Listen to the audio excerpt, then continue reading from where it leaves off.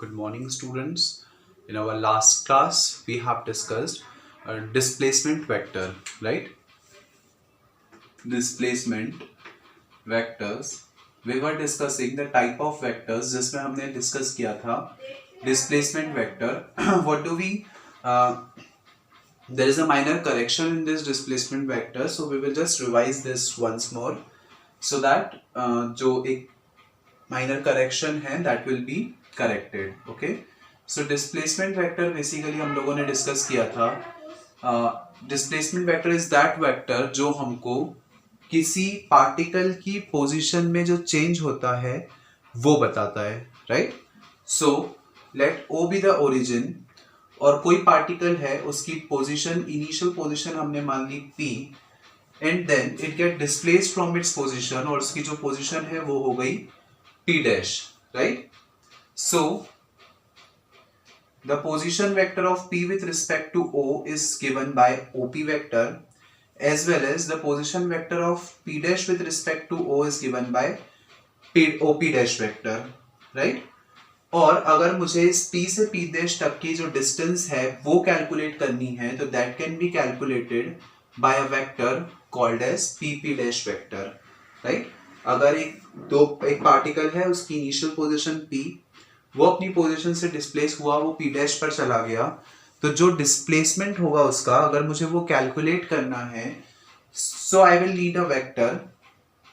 So the vector which tells us the displacement of a particle in a 3D plane is called as displacement vector. और अगर मैं इस PP dash की value निकालना चाहूँ तो इसकी वैल्यू मैं कैलकुलेट कर सकता हूँ OP dash minus OP. This is actually the correction that you have to do. वहां पे हमने लिख लिया था OP माइनस OP डैश, बट एक्चुअल में वो होना चाहिए OP dash minus OP, because obviously जो हम डिस्प्लेसमेंट कैलकुलेट करेंगे that will be final position minus initial position. So आपको OP vector minus OP dash vector minus OP vector लेना पड़ेगा, so that it will be a final position minus initial position. Rest all the things are correct. इसके बाद हम यहाँ पे value solve कर put कर लेंगे. ये हो जाएगा x2 i cap plus y2 j cap plus z2 k cap minus x1 i cap plus y1 j cap plus z1 k cap. और अगर मैं ब्रैकेट सॉल्व करूं तो it will become x2 minus x1 into I cap plus y2 minus y1 into j cap plus z2 minus z1 into k cap. This will be the equation for a PP vector, right? In this way we can give a representation of PP vector. अगर हम इसका magnitude निकालना चाहें तो इसका magnitude हो जाएगा PP vector in modulus is equal to under root of x2 minus x1 का square plus y2 minus y1 का square plus z2 minus z1 का whole square. This will be the magnitude of PP vector. In this way we can calculate the equation of displacement vector as well as the magnitude of that displacement vector, that is PP dash vector, right? Now the next type of vector that we are going to discuss is equal vectors. When two vectors are said to be the equal vectors, that we are going to discuss. अगर दो vectors हमको दिए हुए हैं तो हम कैसे पता लगाएंगे कि वो दो vectors equal हैं या नहीं हैं, that we are going to discuss now. That what are the certain conditions for two vectors to be equal vectors, right? Let us suppose two vectors. ये हो गया एक vector, this is A vector, और ये दूसरा vector हमने consider किया B vector. So these two vectors will be called as equal vectors if the magnitude of A vector is equal to the magnitude of B vector, right? जब A vector का magnitude B vector के magnitude के equal होगा, then these vectors are said to be the equal vectors. Also there is a condition that both these vectors should act in the same direction. ये दोनों vectors जो हैं वो same direction में अगर वर्क करेंगे, then only we can say that both these vectors are the equal vectors. So basically there are the two conditions for two vectors to be the equal vectors. First one is दोनों का magnitude same हो, and the second one is दोनों सेम direction में work करें, then and only then we can call two vectors to be the equal vectors. Okay, then the next type of vector that we are going to discuss is negative vectors.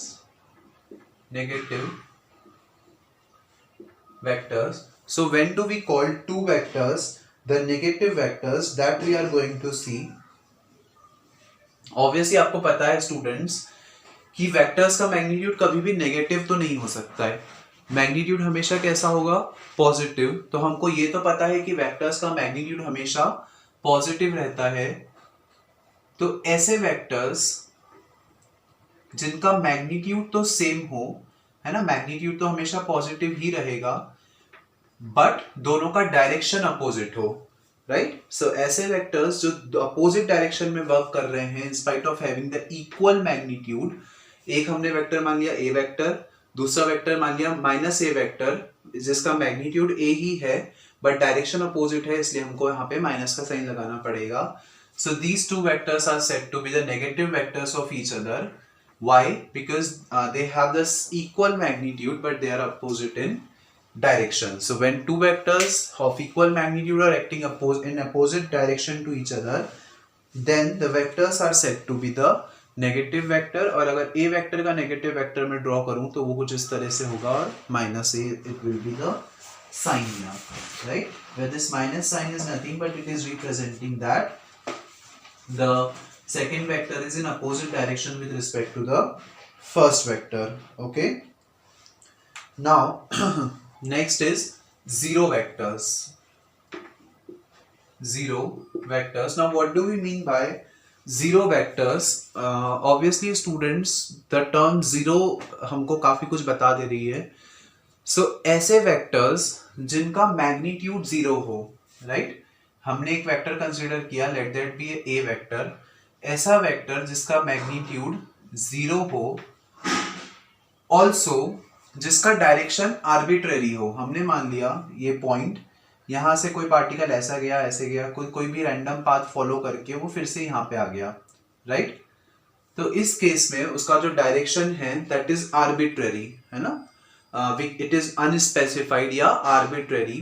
तो ऐसा vector जिसका direction unspecified हो और arbitrary हो और जिसका magnitude zero के equal हो, that kind of vectors are said to be the zero vectors, right?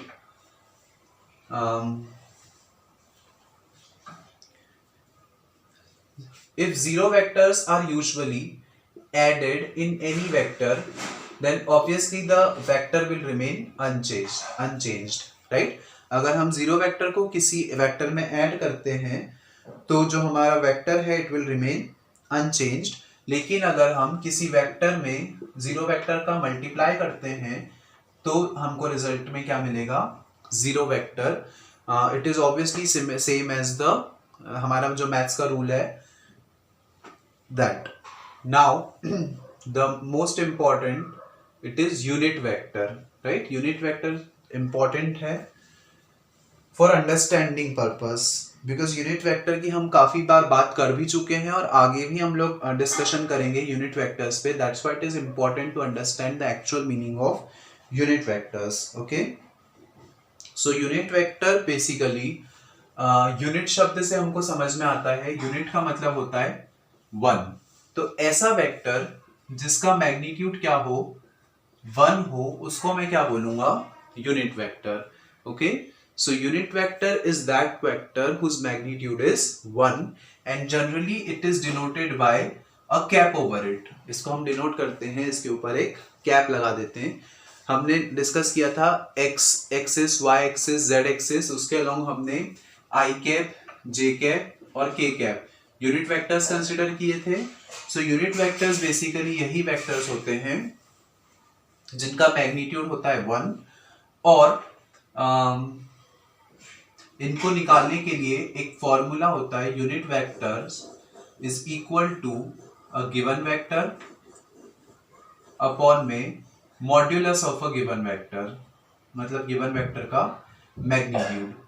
तो जब हम गिवन वेक्टर से गिवन वेक्टर के मॉड्यूलस को डिवाइड कर देते हैं तो हमको मिल जाता है उस वेक्टर का unit vector, right. So in this way we can find out the unit vector of a given vector a vector by dividing the given vector, उसकी इक्वेशन हमने लिख दी, अपॉन में जो उसका मैग्नीट्यूड है वो, तो ये जो टर्म होगी इसको सॉल्व करके हमको जो मिलेगा it will be the unit vector, मतलब एक ऐसा वेक्टर जिसका मैग्नीट्यूड होगा 1 always.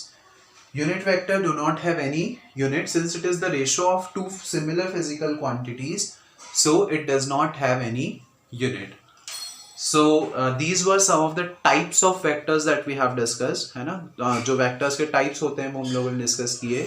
Now we will proceed to our next topic, that is triangular law of vector addition। क्या होता है वो समझते हैं। Suppose let us consider a vector जिसको कि हम ट्राइंगल के फॉर्म में रिप्रेजेंट कर रहे हैं, या हम ऐसा समझते हैं, सपोज ये एक वेक्टर है PQ वेक्टर जिसका मैग्नीट्यूड हमने मान लिया A वेक्टर, राइट। तो हमने मान लिया PQ वेक्टर कोई वेक्टर है जिसका मैग्नीट्यूड हम मान रहे हैं A vector and it is acting in this direction.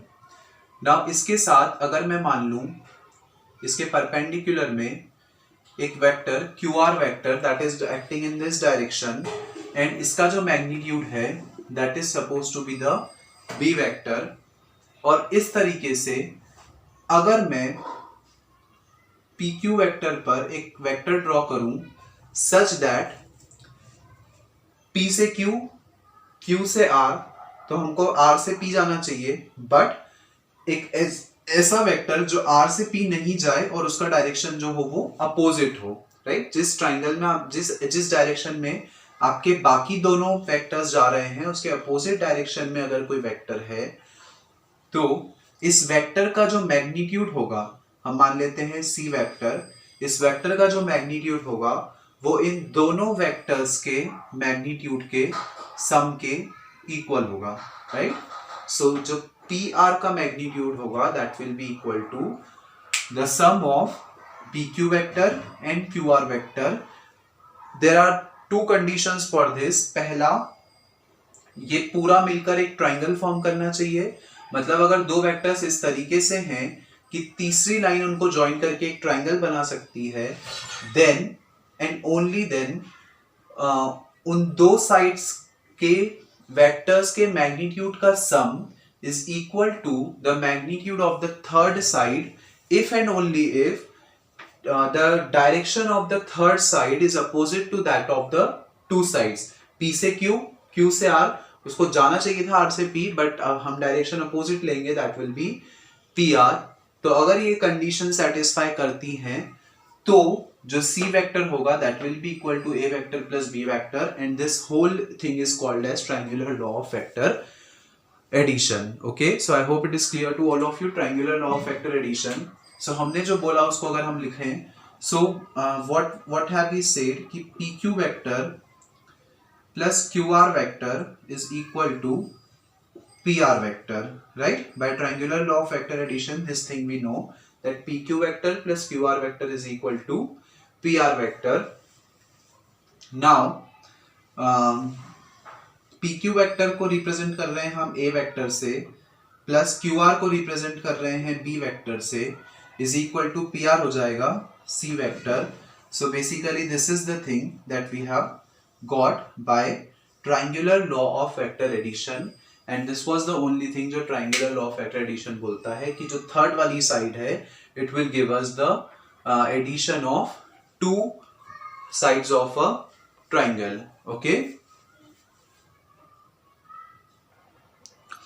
So this was basically the triangular law of vector addition. इसी पर कहीं ना कहीं बेस्ड है हमारा next topic that is parallelogram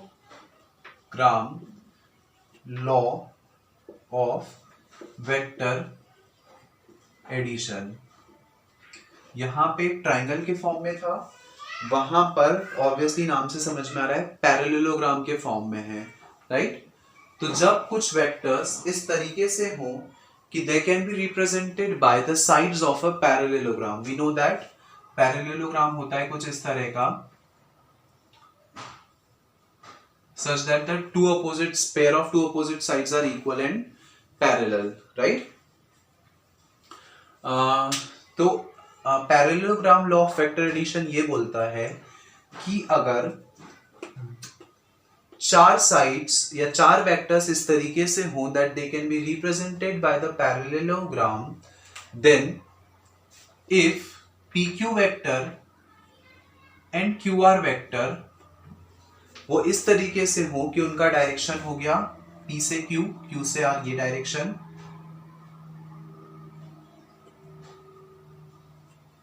and P से S एंड S से R ये डायरेक्शन।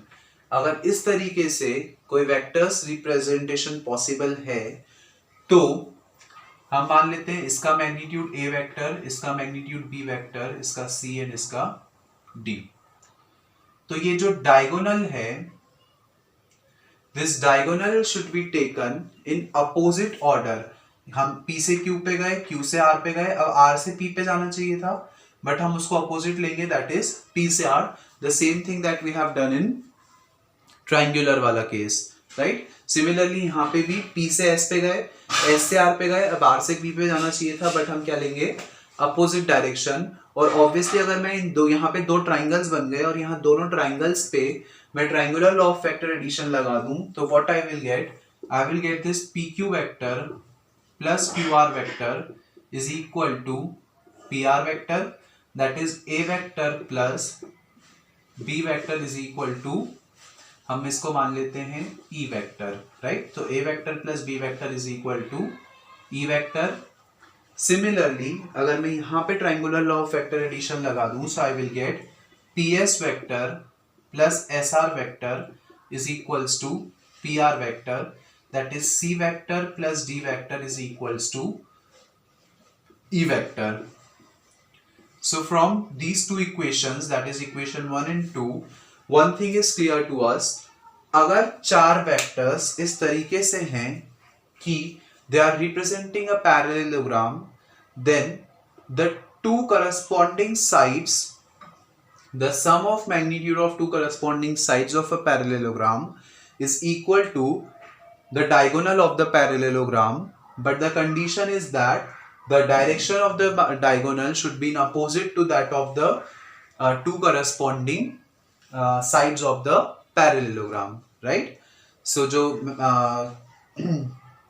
diagonal का magnitude है, that should be taken as opposite to the vectors that are representing the sides of the parallelogram उनके direction से। So in this way we have got A vector plus B vector is equal to E vector, and C vector plus D vector is equal to E vector as well by triangular law of vector addition. I hope it is clear to all of you. That is the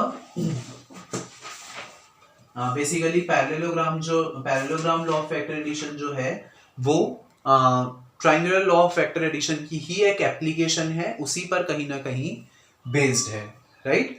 सो ये दो laws हैं जिसकी help से हम vector addition easily कर सकते हैं। इसी के साथ एक और लॉ है that is also very important, that is polygon law of vector addition. So we will discuss polygon law of vector addition now. अच्छा, also there is one thing that we have to mention here कि there is one more thing that we can understand by this, that ये जो PQ vector, ये वाली line है, PQ vector और PS vector, इन दोनों का जो सम होगा, PQ vector plus PS vector, इन दोनों का जो सम होगा that will be equal to the diagonal of the parallelogram, but again the condition is that कि उनका डायरेक्शन अपोजिट होना चाहिए, राइट। सो यहां से हमको एक और चीज समझ में आती है कि PQ वेक्टर और PS वेक्टर, इन दोनों का जो सम होगा that will be equal to E vector, that is PR vector. इसको अगर हम सिंप्लीफाई करके लिखें, so we can write it as A vector plus D vector is equal to PR, that is E vector, right. This thing we have got by parallelogram law of vector addition. Now the last topic that we are going to discuss today is polygon law of vector addition. Now the last topic that we are going to discuss is the polygon law of vector addition. So polygon law of vector addition is also कहीं ना कहीं based on triangular law of vector addition.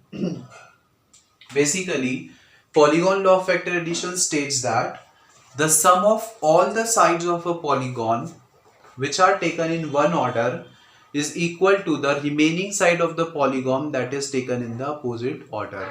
अगर हम polygon की सारी sides को एक order में लें तो जो बची हुई side है जिसको हम opposite order में लेंगे उन सारी sides का sum उस remaining side के equal रहेगा जिसको हम opposite order में लेने वाले हैं, right? Let us understand this with the help of diagram. Let OABCDO is an open convex polygon. और यहाँ पे अगर हम vector polygon law of vector addition apply करें, so what do we get? हम मान लेते हैं OP वेक्टर का मैग्नीट्यूड P वेक्टर, इसका magnitude Q vector, this R vector, S vector. हम कैसे चल रहे हैं? OABCD. अब हमको जाना चाहिए O पे, बट यहाँ पे हम अपोजिट ऑर्डर में लेंगे, that is T vector, right? तो basically polygon law of vector addition हमको बोलता है कि P plus Q plus R plus S is equal to T. पॉलीगॉन की सारी साइड्स का sum is equal to the remaining side जिसका ऑर्डर हमने अपोजिट लिया है. तो सबसे पहले हम ये समझते हैं दिस OA वेक्टर, सारी वैल्यूज लिख लेते हैं. OA vector is equal to P vector, AB vector is equal to Q vector, BC vector is equal to R vector, CD vector is equal to S vector and OD vector is equal to T vector. We have written the magnitudes here. Now students, अगर मैं इस triangle OAB की बात करूं, I am talking about the triangle OAB. Triangle OAB में O से A से B, यहाँ पे अगर मैं triangular law of vector addition apply करूं सच दैट ये वाला डायरेक्शन मैंने इससे अपोजिट ऑर्डर में ले लिया, तो इसका मैग्नीट्यूड कितना हो जाएगा? P vector plus Q vector, right? ये वाली साइड्स का हमको मैग्नीट्यूड मिल गया, that is P vector plus Q vector in triangle OAB. So we can write OA vector plus AB vector is equal to OB vector, that is P plus Q vector. Value आ गई हमारे OB vector की, that's what we have written here. Now similarly, अगर मैं इस triangle में भी फिर से triangular law of vector addition apply कर दूं, that is I am talking about the triangle OBC. ठीक है, अगर मैं ट्राइंगल OBC में फिर से triangular law of vector addition apply कर देता हूं, so what I have got, ये दोनों एक ऑर्डर में, तीसरा वाला मैंने अपोजिट ऑर्डर में ले लिया. So I can write OB vector plus BC vector is equal to OC vector, right? OB हमने ले लिया, OB की value P plus Q plus BC की value is R is equal to OC vector. So we have got the value of OC vector, और OC vector की value हमारे पास आ गई P plus Q plus R, right?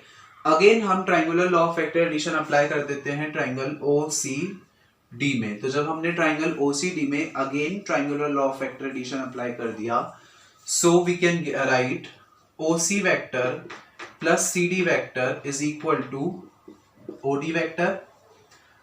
OC vector is equal to what? P plus Q plus R plus CD vector is S vector is equal to OD vector is T vector. Hence we can prove that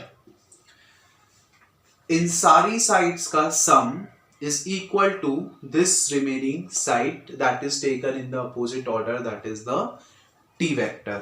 So basically this is our polygon law of vector addition, कि जब आप एक open convex polygon ले रहे हो या एक regular polygon ले रहे हो, तो सारी साइड्स का सम जो कि एक ऑर्डर में ली हुई हैं उस रिमेनिंग साइड के इक्वल होगा जिसको आप अपोजिट ऑर्डर में लोगे. So that p vector plus q vector plus r vector plus s vector is equal to the t vector that is taken in the opposite order. Okay. So today we have seen three important laws of vector addition, that is the triangular law, parallelogram law, and polygon law. All these three are the important, and also we have discussed the type of vectors. Okay. एक displacement vector में there was a correction, so you just correct it down. So that's all for today's class, students. The further topics we will study in the next lectures. Thank you.